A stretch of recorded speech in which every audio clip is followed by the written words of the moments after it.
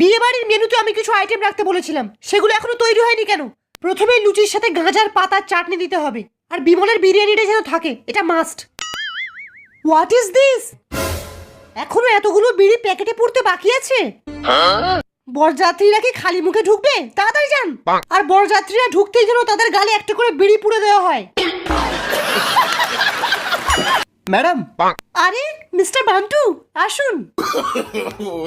বসুন। কি খাবেন, বিমল না বিড়ি? না না, কিচ্ছু খাবো না। আজকে আমার বাবার বিয়ে। Congratulation congratulation. আচ্ছা ম্যাডাম, আপনার কি নাক বন্ধ? নাক বন্ধ কেন? আমি এক্ষুনি পায়খানা করে ছুটিয়ে এসেছি, তবুও আপনি আমার গন্ধ হাতটা এতক্ষণ ধরে ধরে আছেন। ওয়ে স্যার, আমার খুব জোরে পায়খানা পেয়েছে। বাবারে, এই কে রে? আয় দাঁড়া সানি দেওয়াল, আমাকে একটা বিড়ি দিয়ে যা।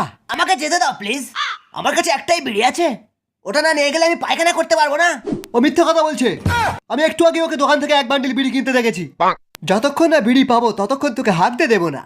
খুব কষ্ট যে বলো, শোনা গো আমার। ও মিথ্যা কথা বলছে স্যার। দেখুন, বিড়ি না খেলে আমার হাগা বেরোয় না। আমি কথা দিচ্ছি, পায়খানা করে এসেই তোমাদেরকে দুটো বিড়ির প্যাকেট কিনে দেবো। বাবারে, বেরিয়ে গেল রে।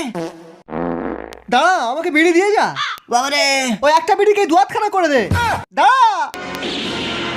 বেরিয়ে গেল। সব ঢ্যামনার দল, এই প্রশ্নের উত্তরটা লেখো। যদি কোনো ব্যক্তি একটি বিমল কিনে তাতে জর্দা না মিশিয়ে খেয়ে নেয়, তাহলে সেই ব্যক্তিটির জীবন বাঁশ হবে কি হবে না? তাড়াতাড়ি এর উত্তরটা বলো। যে সঠিক বলবে সে আমার মেয়েকে নিয়ে পার্কে যাবে। স্যার, যা শালা, একটা মেয়েকে কতজন নিয়ে যাবে? হ্যাঁ মদন, তোর খাতাটা দেখা। সে যদি বিমলে জর্দা না মিশিয়ে খায় তাহলে তাকে সুইট সুপারি খাওয়া উচিত। সাবাস, একদম সঠিক উত্তর দিয়েছিস। সত্যি স্যার? আজকের বনভিটার জায়গায় গাঁজা খেয়েছিস নাকি?